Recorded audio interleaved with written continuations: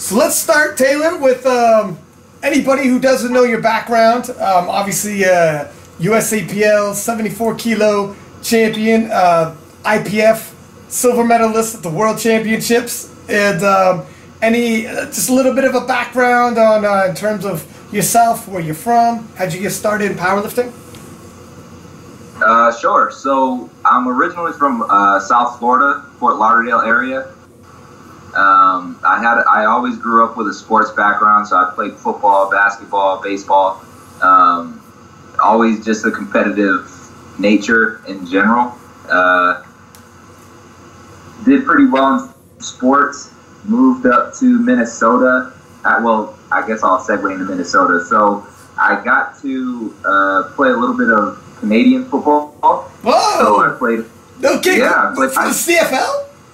CFL. Holy shit, man! No kidding. What position were you? Because you're 74 kilo. I wouldn't have suspected. We interview a lot of guys in their football backgrounds, like TD, like he's 420 pound dude. Like it's like, yeah, of course you're a football guy. I wouldn't have suspected, man. And CFL, like we're from Canada. CFL's big up here, man. That's big up here, man. Yeah. So I got to play a little bit of in the BC Lion area. Okay. For the BC Lion. Yeah. Played running back and kick return, punt return. Okay. So you picked where the weather was nice. Yeah, that's probably the nicest we got. Yeah. That's our California. That's a poor man's California, but yeah. Absolutely beautiful there, man. Loved it. Yeah. So once I played so this is after college. I was around 21, 22. And I lived in Florida for this entire time. They had a camp down in South Florida. They liked me. Wally Guano, who's the GM there at the time, told me he liked what he saw, so he wanted me to come up to the CFL, so that's what I did. After they released me, I came back to Florida and I started working for Bank of America. Then my girlfriend, now my girlfriend, at the time as well, but her brother asked if I wanted to work for IBM as a financial analyst, and that's what I studied in college, was finance. Yeah. So sure, let's do it. So that was actually in Rochester, Minnesota. Okay. Which is about an hour south of Minneapolis. So once I did that, for a few years. I met a couple guys in Minnesota at my local gym, and they noticed that I was pretty strong, and they were like, "What do you do for a living?" and blah. We kind of just segued into that. They were both bodybuilders. Yeah. And they're like, "Do you bodybuild or do you powerlift?" I was like, "Well, I don't bodybuild, but what's powerlifting?" Yeah. So that was about 3.5 years ago. And so I've been powerlifting for about 3.5 years. That's kind of how it all started. I had my first competition in Minnesota. I think it was Mounds View, which is about 45 minutes north of Minneapolis. Mm-hmm. And I'll tell you, the reason why I stayed in the sport is, and the reason why I love it today still, is because the guy in my class, 160, then it was 75 kilos. So so it was 75 kilo. We weren't at the IPF standard yet for the USAPL. But the kid in my weight class, he was helping me the entire time because I was such a noob. It was my first powerlifting meet. I had no clue what I was doing. I missed the bench command twice. Oh man! So on my third attempt on bench, I almost bombed out of the meet. I had no clue what that even meant, and he just coached me to meet for a competitor in my weight class, and he was actually pretty strong as well. His name was Scott Sullivan. You may know him. He's another 74 kilo lifter out of Minnesota, but he helped me tremendously in that meet, and I was like, man, if the community is like this, then why not stay in it? And I was obviously pretty good. I won that meet, and the rest is history. So when you started, so you were essentially doing the big three, even as like previously when you're a football player, etc. Like you haven't been just squatting the last 3 years or deadlifting the last 3 years, right? No, so I guess I'll give you some background as to when I started as well. So I'm 28. I started like weightlifting probably when I was about 13 or 14. Mm-hmm. I started just like push-ups and sit-ups when I was 10 or 11 just with football, but never really took it seriously. And my dad always told me, you know, I was always the runt of the group. Yeah. And my dad always told me he can't grow me this way vertically, but he can grow me horizontally. Yeah. So how tall are you? How tall are you, Taylor? I'm 5'6" and a half on a good day. Yeah, I feel you. Okay. So, I mean, I've always, as I mentioned, I've always been into athletics, into sports, and I've had, luckily, some of the best trainers in South Florida actually be able to train me. So I don't know if you have ever heard of Pete Bomarito. Name rings a bell, yeah. He trains some of the top NFL guys, basketball, any of the top athletes within the NBA or NFL. He's probably trained them. And he would have you squatting and deadlifting and benching and the whole nine too, yeah. Yeah, so he was. I think that his philosophy was actually cutting edge at the time. So we did a lot of power movements, and it was the squat, it was the bench. But it wasn't the deadlift. It was more of the power cleans. Okay. I actually didn't. So my dad, as I mentioned, he told me he can never grow me vertically, but he introduced me to bodybuilding type style of lifting when I first started. So I was kind of hitting every muscle group. So we were big on our back. So I never deadlifted, but I did like a seated row, and I would absolutely kill those. Yeah. I just had very strong lumbars. And my 9th grade year, my freshman year in high school, I was probably a $132 soaking wet. Yeah.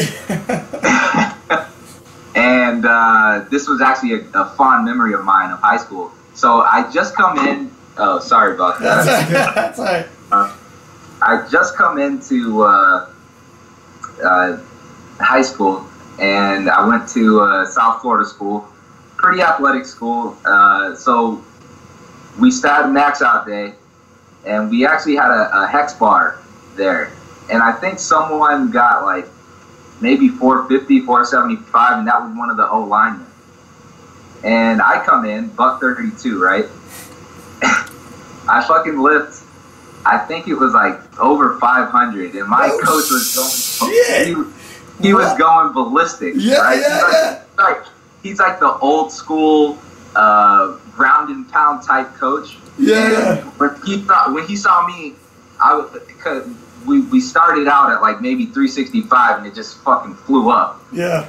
And then he's like, keep adding weight. Yeah, of course. Yeah, let's see how far this kid's gonna go. Let's see how far we can go. And it was in the 500 plus range. I don't actually remember, but the whole football team was around me. The atmosphere was absolutely insane.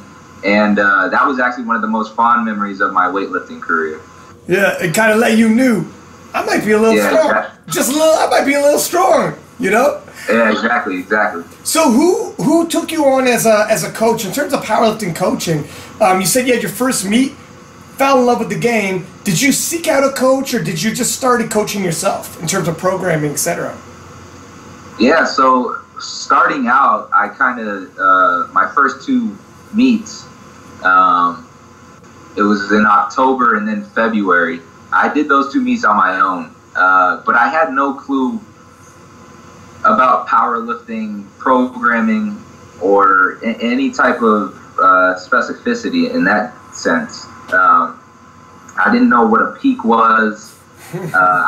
I was just really strong. You knew what a bicep peak was. That's about it. Exactly. Yeah, I work on those all the time. very bro. Yeah, very bro. Yeah. And in my second competition, I PR'd from my previous meet, but it wasn't where I really wanted. So I knew in February that Nationals was coming up in June. So I was speaking to my bodybuilding buddies, and they were actually with the strength guys, with Jason Tremblay. And I was like, you know what? I think it's worth the investment. This is what I really want to do. I want to win Nationals. I didn't have any aspirations for World. It was more just the national level. Mm-hmm. So as soon as I kind of had that in my mind, I told my buddies that, can you get me in contact with Jason? So that's what happened. And after my first two meets, I started with the strength guys, and I've been with them ever since. And what happened with that Nationals? If you bring us through that Nationals, the next Nationals, etc. So what happened at your first Nationals? Yeah, so so Jason was actually a noob as well for powerlifting specific coaching. I mean, I'm sure he coached some powerlifting, but he was more on the bodybuilding scene. And when he got hold of me, it kind of transitioned his coaching a little bit into more powerlifting specific. But leading into the first Nationals, my bench probably went up. I benched 365 at the meet. At Nationals, I benched 397. So I put on 32 pounds on my bench. My squat, I probably put on about 40 pounds. And my deadlift, I put on about 40 pounds. Now, was that mostly through programming or technique too? Yeah. So I would say it's a little bit of both, but leading into Nationals, I don't know if you've seen my YouTube channel. I put my first Nationals up on there. My technique was still shit. But it was absolutely horrible. My hips were flying up on the deadlifts. My squat, I didn't know. So this is actually funny. I was a high bar squatter, and I had no clue what the hell a low bar squat was before powerlifting. Yeah. So someone was like, at one of the meets, they're like, "Oh, so I see you're a high bar squatter." I'm like, I squat. What the hell? What's a high bar? What's a high bar squat? It's like, and I kind of put two and two together. Like, I guess the bar is lower on your back. I don't know. But I transitioned into low bar when I hurt myself in 2015 in my L5S1. But yeah, just leading into that Nationals, I put on a pretty decent amount on my total. And that was, I think it had a lot to do with programming. I didn't know how to program for myself. We did Soviet strength, so I was doing a ton of volume. When Jason introduced me to that, it was 6 sets of 10 on deadlift, and I was fucking dying. Whoa, man. 60 reps? Wowzers. Yeah. With about 3 minutes. Now, it was only around like 55 to 60% of my 1 rep max. Yeah. But nonetheless, my fucking back was on fire. Yeah. You're a IT guy, right, buddy? That's kind of scary. So to catch you back up, you were saying initially you're leading into the first Nationals, tons of volume, 6 sets of 10, doing 60 reps total with about 50 to 60%, just crashing that CMS. Yep. And then, sorry, you can pick it up, yeah. So yeah, we were killing the volume. I've never done that much volume for a specific lift. Yeah.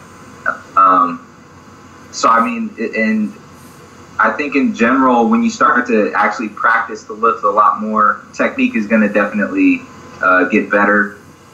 And when you're starting to really do that movement over and over and over, you're going to build up the muscles necessary to have a good lift. And that's kind of what happened for me. So how did you play? How did the Nationals go when you, in terms of placings, etc.? So I took first. I totaled 15-15. This is your third competition ever. Third competition ever. And you took the U.S. Nationals, which is, I mean, with all due respect to the rest of the world, the U.S. Nationals is probably the biggest nationals. Well, back then, I mean, in 2015, there were a decent amount of guys, but it wasn't what it is today, right? I mean, USAPL has absolutely grown exponentially in the last 2 years. So when I first started, it wasn't as big as it was. But so we totaled 15-15, and one of the coaches for the world team said, you know, Belarus, so Worlds was actually in June as well. I think a month before that, there was a Belarus guy. They were like, you know, he totaled 15-15 as well. No and we were like, wait. That's your third competition, man. Wow. We would have tied the #1 guy in the world. Like, we had no clue. Yeah. So after that nationals, that's when we really decided to take it a lot more seriously. And leading into the next nationals in 2016. No, was that 2014? So 2014, the nationals was in Aurora, Colorado. 2015, it was in Scranton, Pennsylvania. Okay, so 2014. Okay, so 2014 was my first nationals. So I decided to take it a lot more seriously.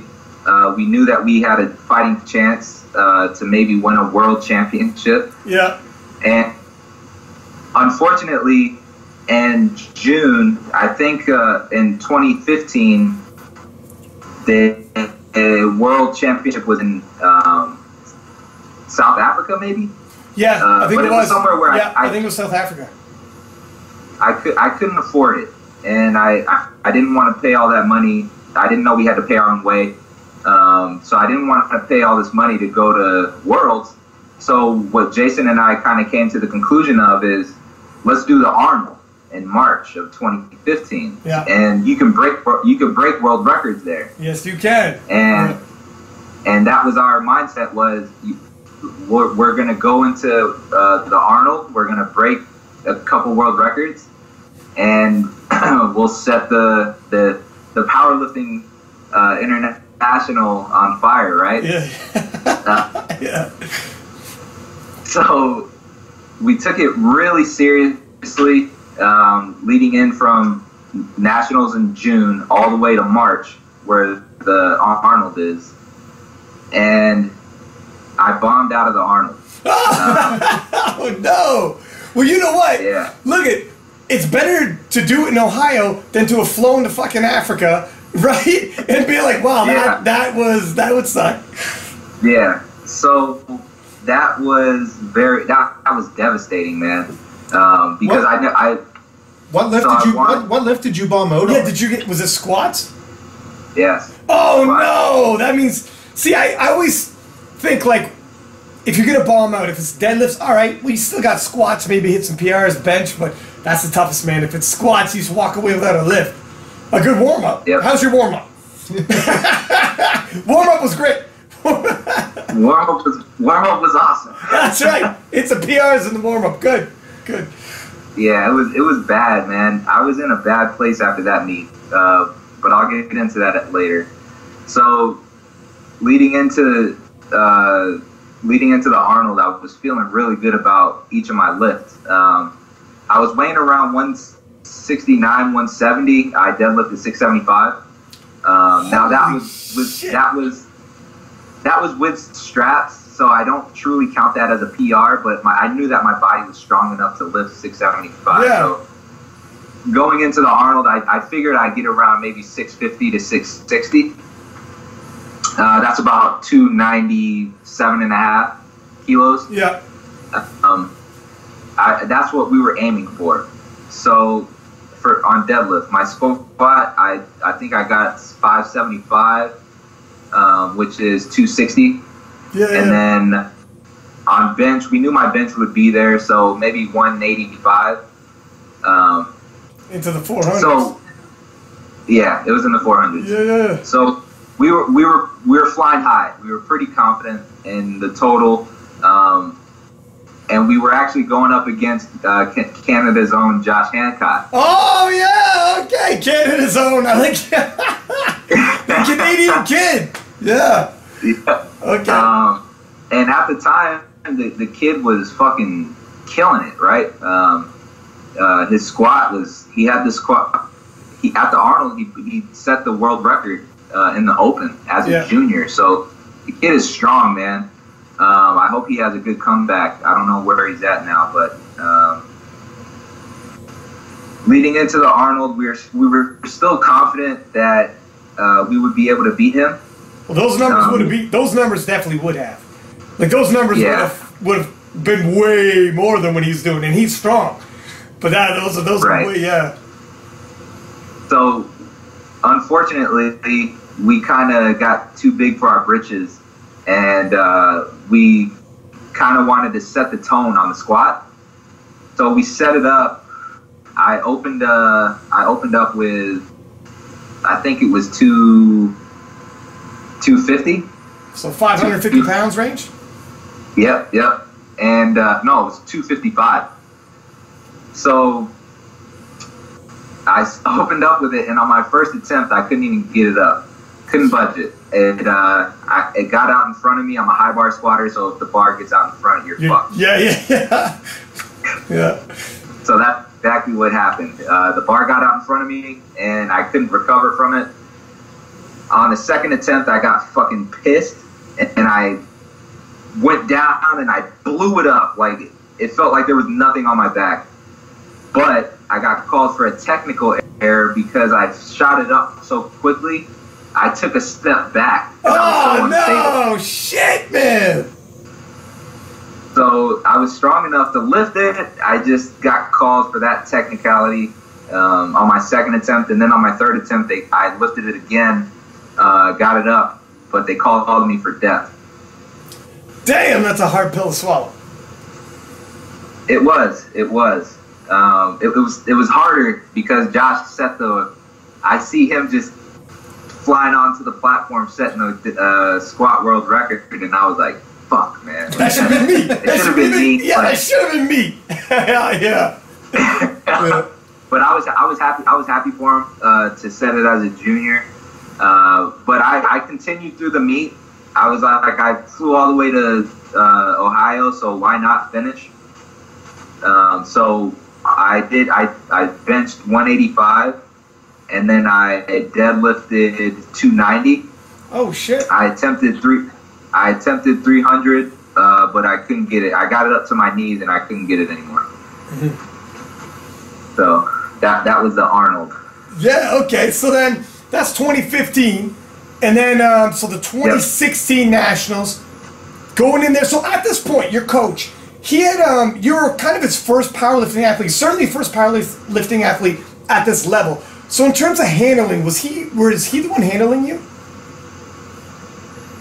Yeah, so both of, and so it was no one's fault, really. I really put the blame on myself for bombing out of the Arnold. But Jason was the one who came in with the strategy, and he asked me how I was feeling, and I was like, dude, I'm feeling fucking great. Well, you murdered 250. Like, it wasn't like a strength thing, but I'm just thinking he's kind of learning as you're learning too. Like, you guys are growing together in the sport, because it's like handling really is an art that's not fully appreciated. You know, everywhere from, especially if it's a tight race and you got to do the quick math. Well, if we expect him to miss his third and we just got to beat his second or whatever the strategy is, right? It's pretty art. So your third meet is kind of his third meet in terms of a handler too. So you both grew and learned a shitload, right? Well,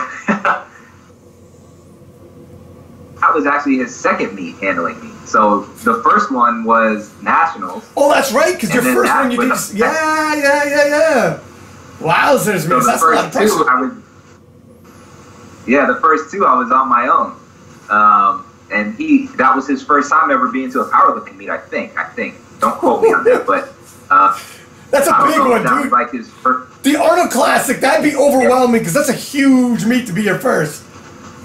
Right. So it was both of it was a huge platform. I mean, I think there were over like 10 to 15,000 people watching online. So I mean, it was big, and the crowd there was absolutely insane. And feed off that, like I love that. Yeah. Yeah, it was a big for him. Handling is certainly a craft and something. I had Matt and Gary Anthony at Worlds in 2016, and handling, man, is an absolute art form. They did a phenomenal job. I had him handle me again at Nationals. And it truly is. It's underrated because I think in powerlifting, a lot of us kind of go into it ego thing and want to set PRs in every meet. And sometimes your body is just not ready. You may have had the perfect peak, but you're just not ready on that day. Yeah. And you have to understand that you're there to build a total. And you're not there to set PRs. That's 100% is build the total, man. That's I think sometimes you get, certainly in training, because you don't know what the total is going to be to win it. So in training, you have these romanticized views of certain numbers. You're like, this is the number for my squat, this is the number for my dead. So when you get out there, if you're just honed in on these numbers, you're like almost not even focused around you, the competition. That's when your handler's like, yo, we don't need those numbers to win this. You know, like you're risking a lot if you go for them. That's what a good handler, everything from like warming you up to picking attempts, it's huge. And they have that, they don't have that biased opinion towards those numbers, right? They haven't been dreaming about those numbers. All they're doing is focusing at the task at hand, right? Yeah, U.S. team has got phenomenal coaching. I mean, it comes through in the Worlds. Very few guys are going to bomb out at the Worlds on the U.S. team, and you guys are always really competitive. So in terms of the IPF Worlds 2016, that was a battle for you. If you catch us in on that. Yeah, sure. So leading into Worlds, we had our national championship in October, and I actually leading out of the Arnold, we bombed out, right? We didn't set any world records. We embarrassed ourselves essentially, and realized, dude, fuck this. Let's try to get onto the world team. So I reached out to Angela Simons, who was the world team coach at the time, and I want to be on the world team. Now I'm like, fuck this. I'm paying my way to go to South Africa. Yeah. Oh shit. So I was. Yeah, and that's how pissed I was. So, we go, I asked her if I could be on the team, and she's like, you're her. And I was like, what? Like, I can't be a reserve. Like, I won. I should be on the team. And she said that you have to wait your turn. So, it was what it was. But as soon as we got out of the Arnold, we were training for Worlds in June, so it went from one intense peak to another. Yeah. And I injured my L5 and my S1. I don't know exactly what I did. I never went for an MRI or anything, but it was a lingering injury all the way into nationals for October. So now I'm like, fuck, I'm not going to Worlds in June because my back, I wouldn't be able to lift anyway. And now I don't even know if I'm going to be able to compete at the national. Which would take you up for the next World. Yeah. So I'm sitting there and I'm just running all this through my head, and I'm trying to process it, and I'm doing everything in my power to get back on the platform 100%. So I reach out to Quinn Hinnick of Juggernaut Strength, and he worked miracles, man, leading in. So he got me back to about 85 to 90%. And luckily I was able to put together a good total in nationals that afforded me to win. So I won nationals. So now I actually re-injured my back at nationals on my third squat. In the squat too? Oh no, you got the whole rest of the day, yeah. Yeah, so, and it was honestly a blessing in disguise. because I flew under the radar per se for Worlds. Yeah. So my 695 total was actually like a sandbag total. Yeah. I was injured. I couldn't do what I normally could do. So I was actually happy that I was qualified at that 695 because it placed me, I think, for nominations around 6. So no one had a clue who I was, and it played to my advantage. Especially you had bombed out with the Arnolds too, so they really had no idea. Yeah, they had no idea. So after nationals, I'm rehabbing my back, trying to get it back to 100%. And we probably had from October to March to really rehab. And I wasn't squatting and I wasn't deadlifting. I didn't touch a barbell. You're like, this is the bench only, right? Wow. It better be a really good bench because that's tough. That's tough, man. Yeah. So we were absolutely killing the bench because that's all I could do. I couldn't squat, I couldn't deadlift, and finally one week, man, I was continuing to work with Quinn during this entire time. And 1 week, my back started to feel a little better. So Quinn was like, all right, let's get under a barbell. So this whole time, though, we've been doing like auxiliary exercises. So I've been growing the shit out of my quads, my hamstrings. I was supplementing different exercises to mimic a squat or mimic a deadlift. So that was awesome because if you looked at where I was for nationals until where I was in March, the muscle that I put on my legs during that time was insane. My body certainly responds very well to good training. So March, we were getting back under a barbell, but nowhere near maybe squatting 225, so maybe 110 kilos. And that's all I. Were you nervous? You had to be scared as shit. Like, not again. Not again. I need a good competition. Not again.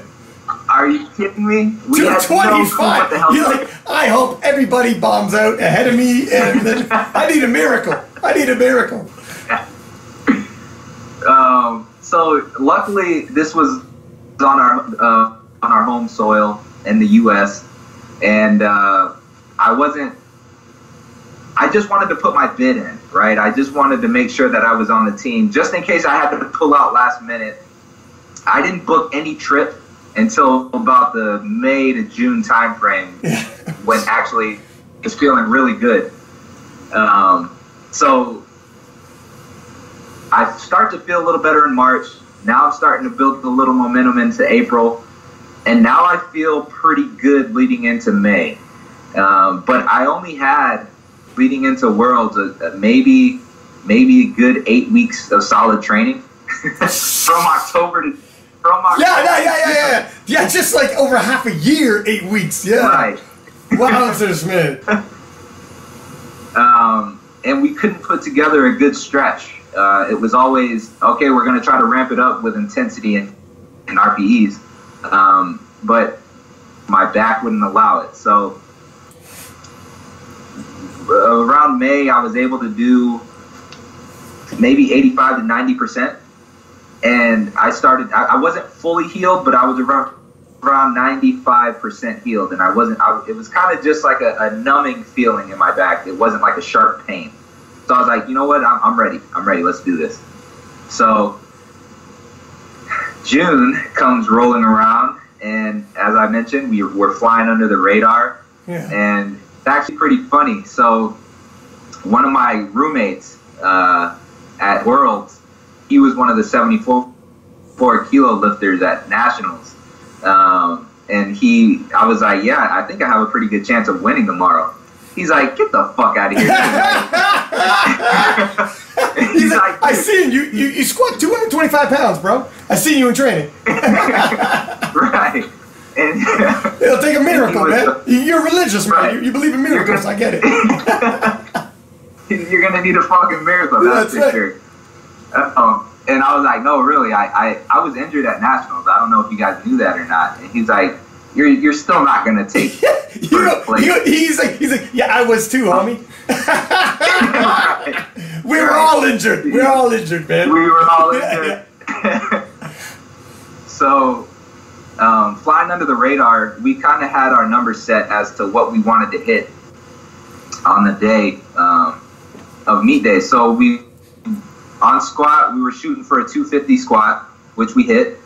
We were shooting for 187.5 to 190 bench, which I hit a 190. Okay.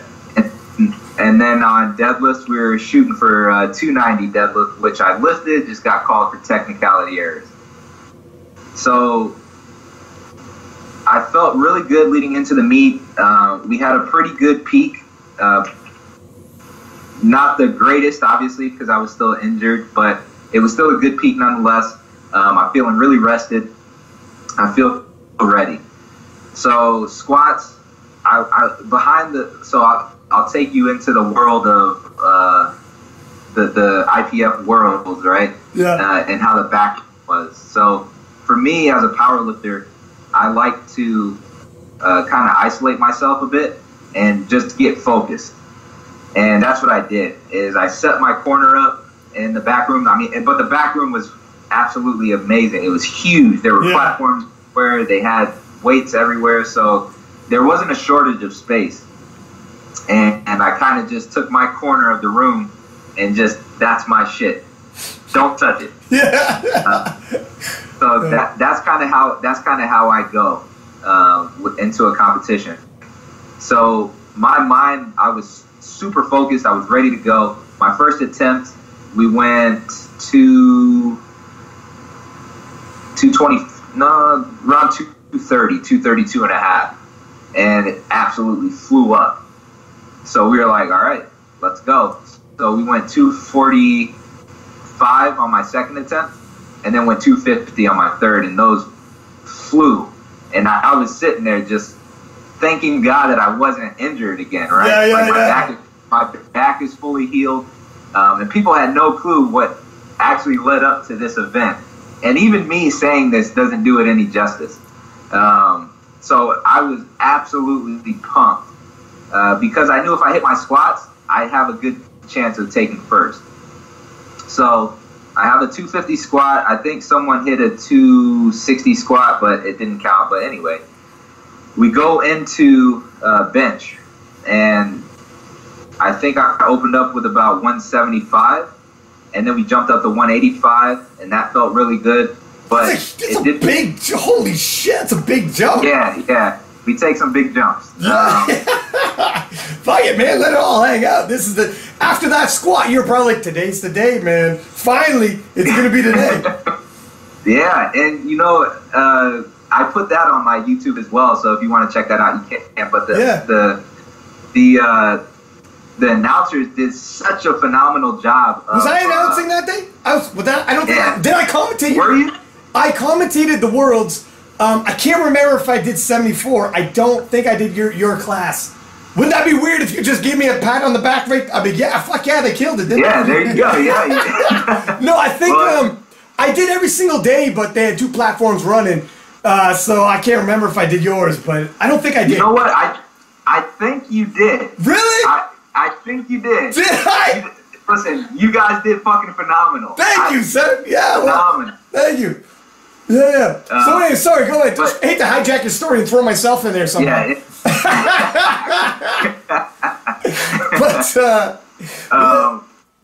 So bench, I'm feeling really good. And then actually Connor Lutz, he came in, and I knew he had a pretty... He's a big bencher. Yeah, he's a great bencher, and he hit 187 and a half. But I wasn't even thinking about him or taking gold in any of the single lifts. I was thinking about total gold. Yeah. So I knew I had to hit a 190 bench in order to be sitting pretty going into deadlift. So I didn't even know Connor hit 187 and a half, and I didn't even know I was attempting 190 to go for gold. I was just thinking I need to build my total. Yeah. So I wasn't thinking about gold bench or anything, but I hit 190 and I beat Connor. And Connor comes up to me after, he's like, "Congratulations, man, you did gold." And I was like, "I took gold." Yeah, that's good. And yeah, I didn't even know. I was just so focused on my total. I knew what I had to do to win, or at least put myself in a good position to win. So after I'm leading subtotal going into deadlifts. I opened up with 272 and a half on deadlifts, and that flew up. I mean, it felt like there was nothing on the bar. So then my second attempt, I think we went 280, around 282 and a half, I think. 280 to 282 and a half. And that flew up again. So now we're like, okay. And who's with you right now in terms of the rest of the field? Where's the rankings after your second attempt? Going into your last, who's in first, second, third type deal? Yeah, so the 74th, I think, was actually the best competition-wise, because I think first through third was only separated by a few kilos. So I think after my second attempt, Pablo Marta came out, and he actually tied me in total. And then I think the Belarusian, he came out, and he was like, he has a great deadlift. So I think he was leading after my second attempt. And I knew that going into my third attempt, we had to hit 290 for the Belarusian, and he had a 300. I think his best deadlift leading into that competition was 300 kilos. And I knew you're not going to put fucking 10 and a half to 12 kilos on your deadlift. So I knew if I hit 290 on my third attempt, he'd have to put like 310 or 312 and a half on the bar in order to beat me. And there's no way. So you're going to force his hand. Push him beyond his means. Yeah. Right. So if I hit 290, then I have a very high chance of taking first place and taking gold in total. So I go out onto the platform. I'm like, this is it, man. What do you got? And I lift it. It's going up. And to be honest, I don't know what I was thinking of not fully locking out, but I didn't lock the deadlift fully. And they called me, all three judges called me on soft knees, or a soft lockout. And the 290 didn't count, so. Shit!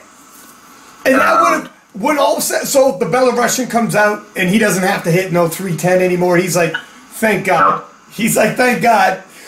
Yeah. So he pulled something he knew he could pull. He could play. Right. So he put 310 on the bar. He did. Beat me. He did it before he saw me miss. Yeah.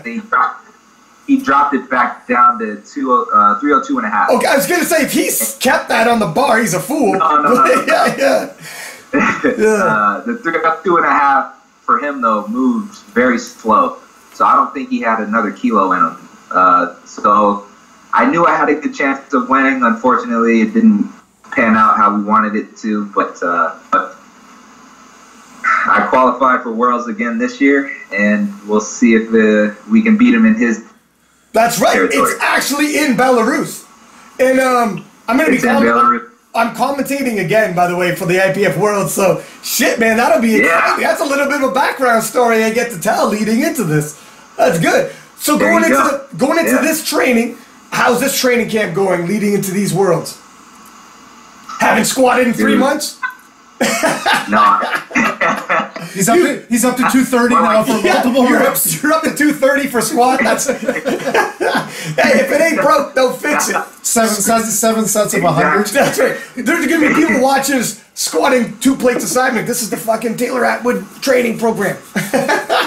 Train at 25%. Train at 25% for 6 months, and then ramp it up. It's. Yeah, I do not recommend that. So don't do that. Yeah, I mean, this training camp, man, I am absolutely killing it, to be honest.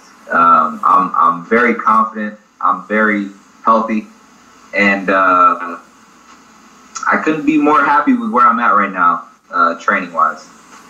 So it should be a better showing. But I just saw the nominations, and fucking wild, right? There's a Norway, but what's that? Isn't that wild? How many guys are in there?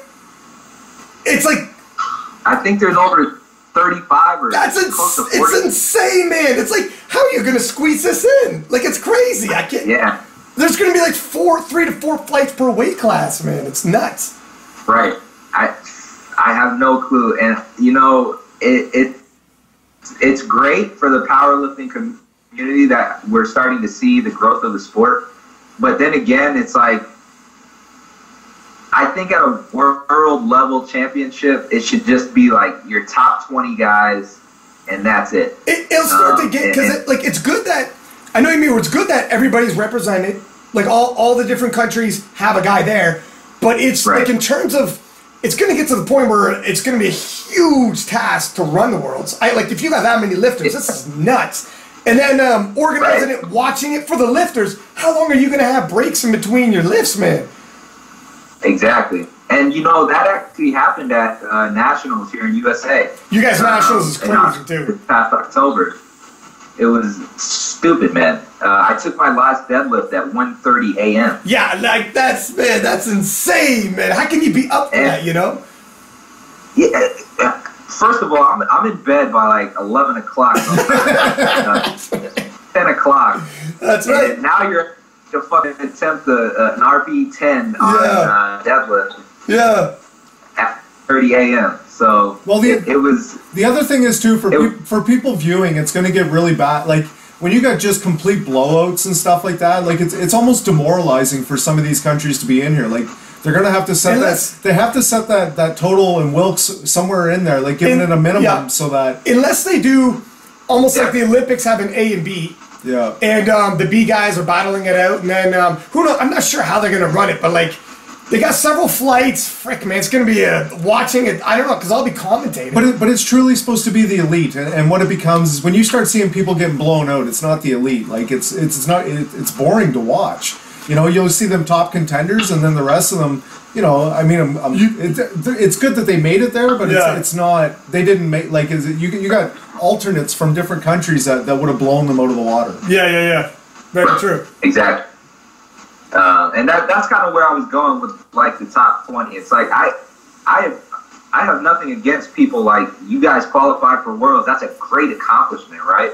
Mm-hmm. More power to you. But it's starting to really carry over into like the top 10 guys in our time to having to lift, and it kills us. Like we're tired. We don't want to sit there for fucking 8 hours.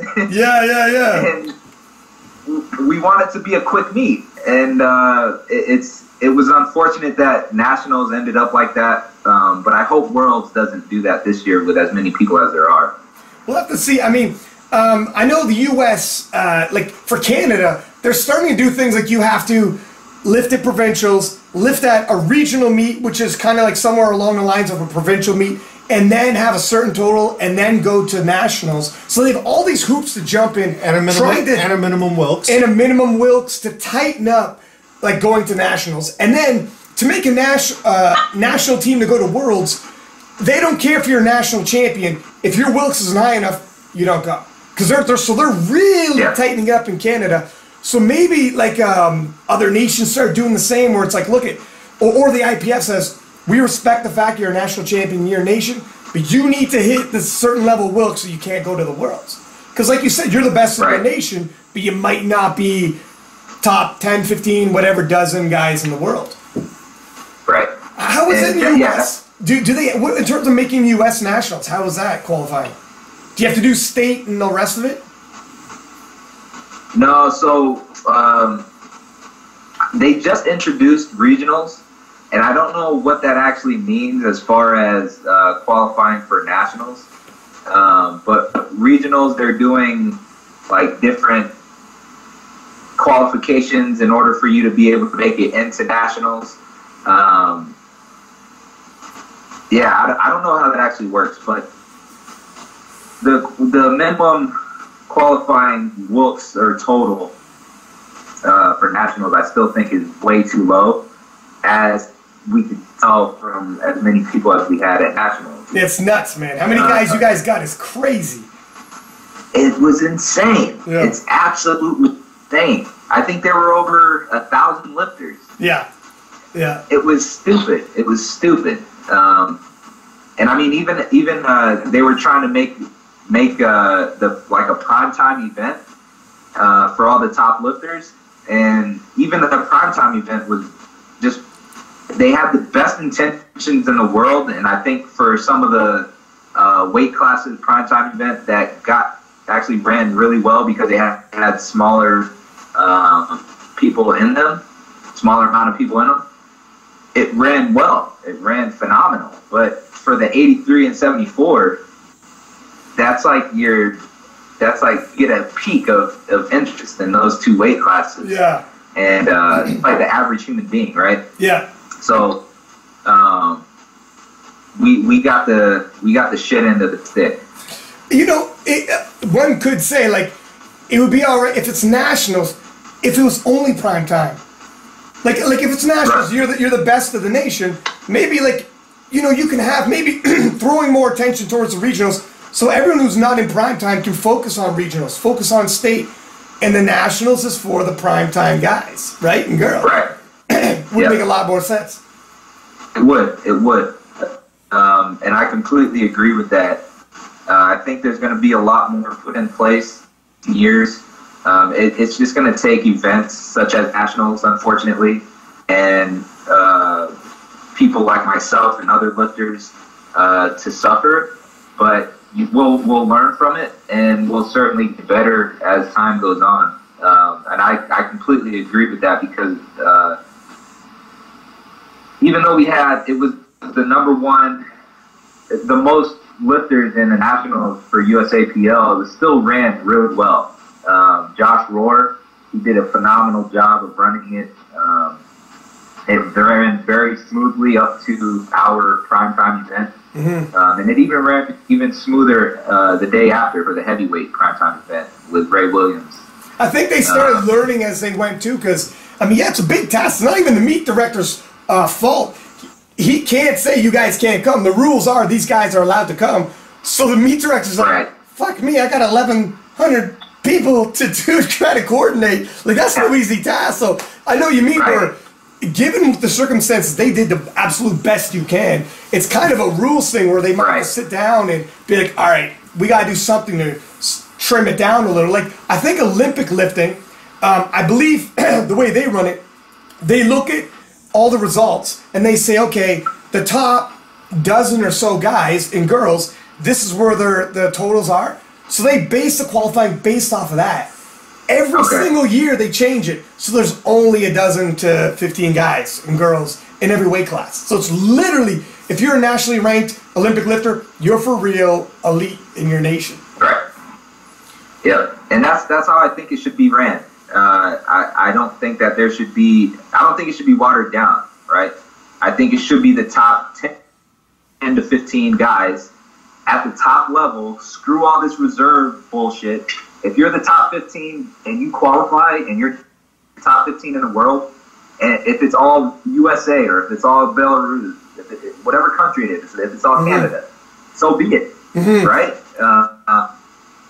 Screw representing every country. That would be interesting. It is interesting because it's true. If you're allowed more than two guys, I think the rule is you can only have two guys a weight class, a nation. But if you pull the cat and be like, doesn't matter, if your number 5 guy is number 7 in the world and we're only having 10 guys, it could be 7 dudes from the U.S. That'd be crazy, but it really would be the world's best, right? Right. And I think that just brings the best out of every competitor, at least from what I've seen, right? I mean, if you're looking at the Olympics,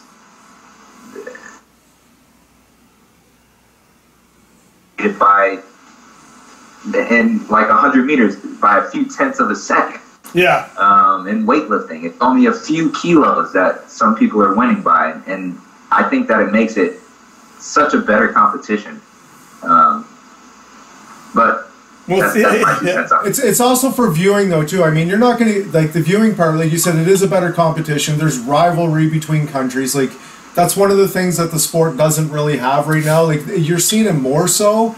But it's one of those things that people are going to tune in to start viewing, and they're also possibly pay for it to start watching when they have those good rivalry. But like you said, the USAPL competition was so long. Anybody watching it, I mean, it was honestly like unless you were looking for a certain person or a certain thing, it was a snooze fest. I wanted to watch it, and but I wasn't like obviously I'm into powerlifting. But I wasn't staying up to 1 o'clock, man, to watch a dude deadlift. Like you're just like it's not that good. And it's not riveting where I'm like I'll be up all night to watch this shit. Well, the other thing it's kind of changing the rules because you got some people that are competing within 3 hours of full meet, and the other people are 9. Like what effect does that have on your body on food, water? It becomes like, a marathon. Like what's your weigh-in at that point? You know. Well, that's one thing. If some dude killed himself to make weight, if he's got like 9 hours till he deadlifts, he'd be like, oh, hell yeah, thank God. There's like variables that'll help guys and hurt guys. Got 7 meals in between. Yeah, he's like, I'm a heavyweight now. Let's rock and roll, right? Right. But I completely agree with that, man. If you look at my Instagram and you see my squats, my first squat, you'll see the entire crowd. There's like over 500 people there. And then when you see my last deadlift, there's your mom and dad. 50 people. Your mom and dad, and that's it.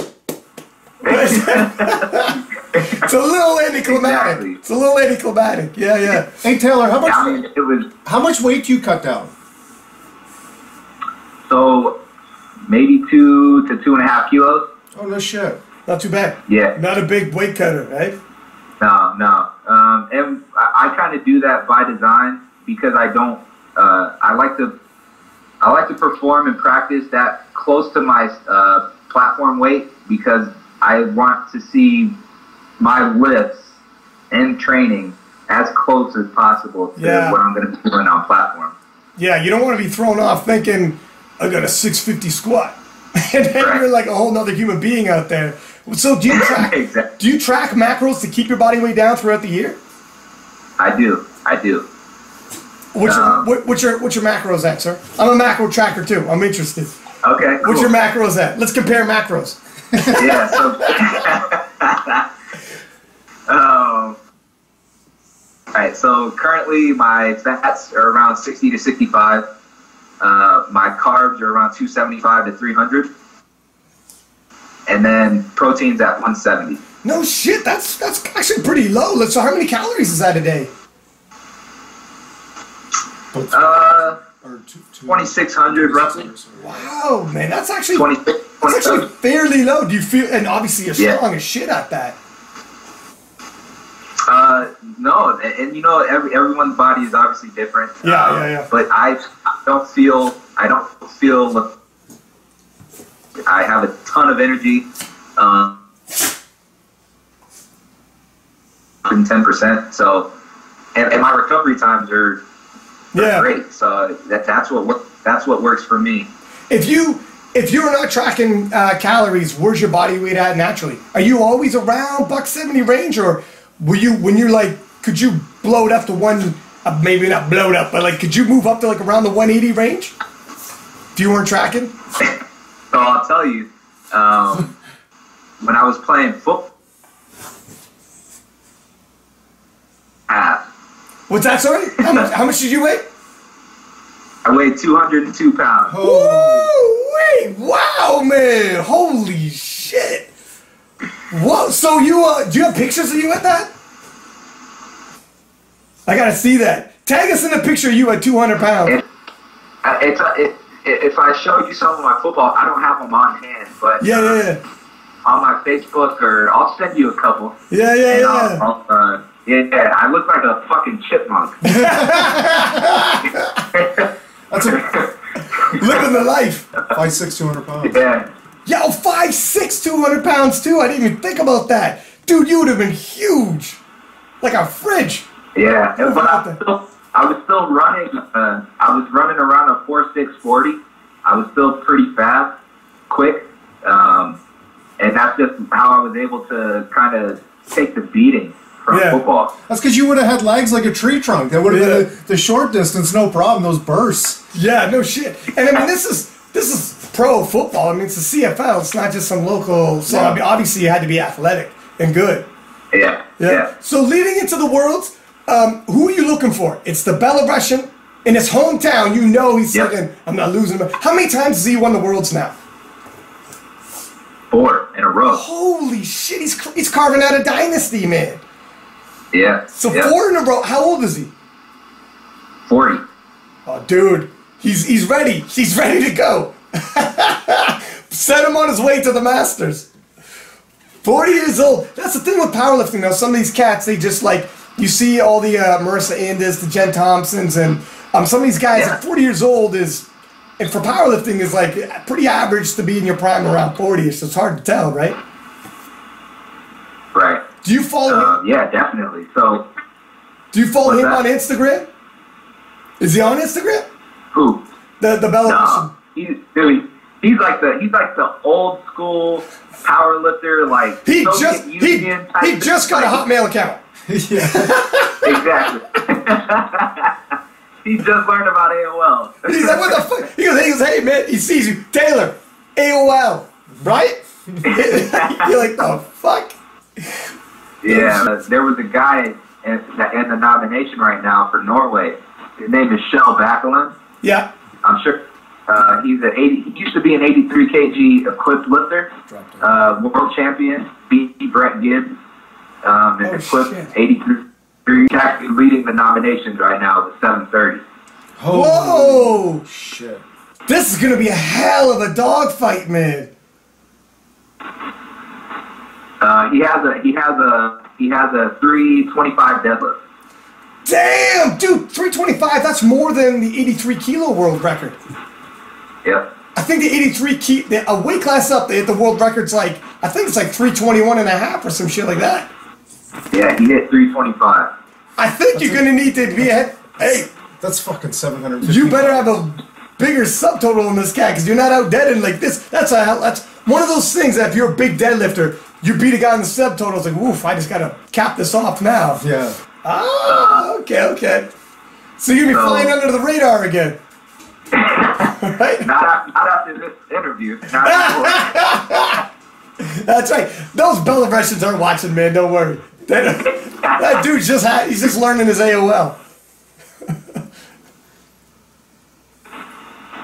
Yeah, so I'm not necessarily flying under the radar anymore, but I'm putting in the work to certainly get my total to where it needs to be, to where I am feeling comfortable enough to where I think I'll be number 1.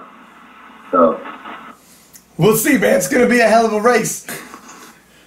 Okay, buddy. Hey guys. Hey. That's good. So you were saying if anyone wants to reach you in terms of coaching. Yep. So you can reach us at inquiry at thestrengthguys.com, or you could just email me personally at taylor@thestrengthguys.com. And any sponsors you'd like to thank, Taylor? Hell yeah. So I have. So I am a coach, but I am sponsored by the Strength Guys.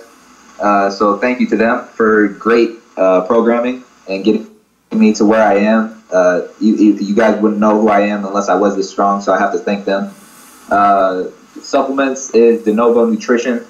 Thank you for believing in me. You can find them at De Novo Nutrition on Instagram as well. And SBD.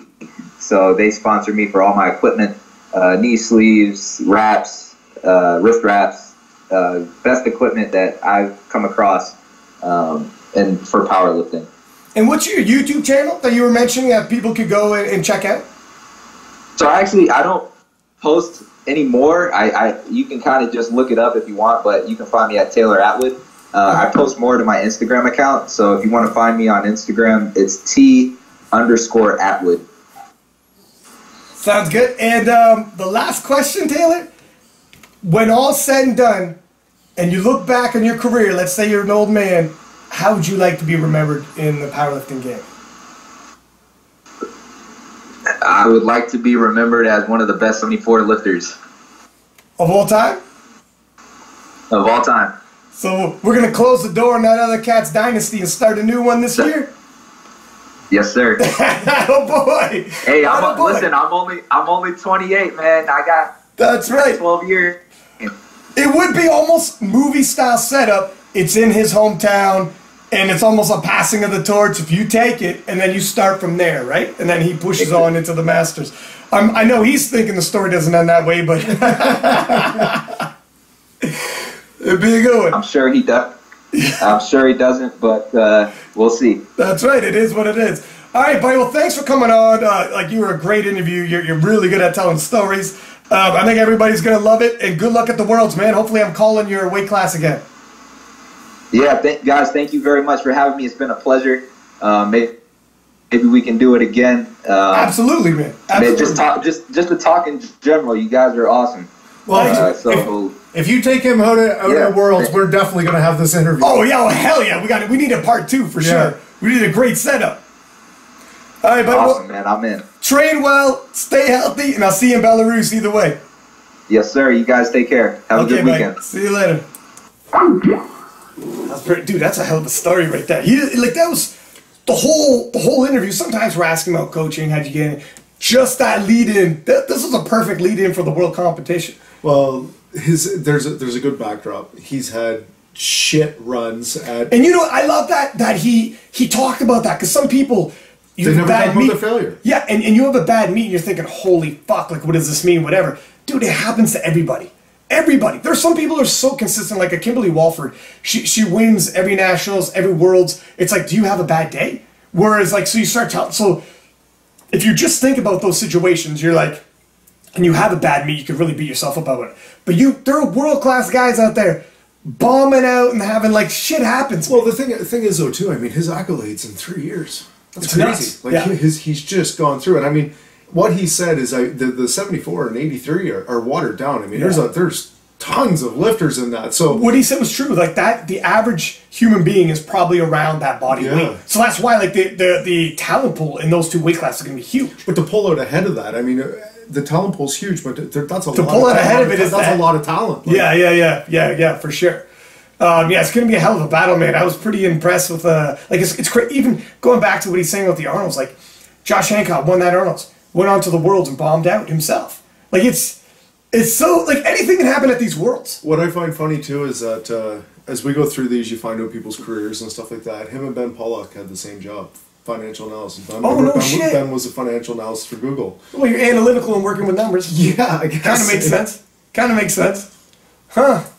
Yeah, I love his storytelling. We definitely got to have him on. I look forward to seeing him in Belarus, man. I hope I call his weight class now. Yeah, that sounds like it's going to be probably give you a shout out, a finger point. Yeah, what's up, man? What's up? It sounds like it's going to be, with this kind of talent, they should be, there's going to be so many background stories that you don't even know about. Well, one of the things that's really beneficial for you as a commentator, too, when we do these, is now learning so much more about them on the personal side that you get to give a piece that no one's going to know. Yeah. And that makes it a little bit more interesting, too, because it's not just, he squatted this, he deadlifted this. I kind of want it, like, I don't know if we could get the Belarusian, like how his English is or whatever, but I would love to have him on here. 4-time champion. It's going to be in his backyard, and he's 40-year-old man that the young lions are coming after. I mean, that's he's probably, I imagine his story, growing up in Belarus, and, you know what I mean? So, I mean, yeah, it would be nice. The only thing is the language barrier. And, well, you never know. We never know sometimes. I mean, you'd be surprised. Well, I mean, when we did Isabella, it was, she was working on her English, and it was better than most people who speak English. So Sweden's pretty good with English. I don't know how Belarus is with English. But whatever. We'll see. We can always contact. Anyways, man, till next time, that was a good one. Yeah. Peace out. Peace out.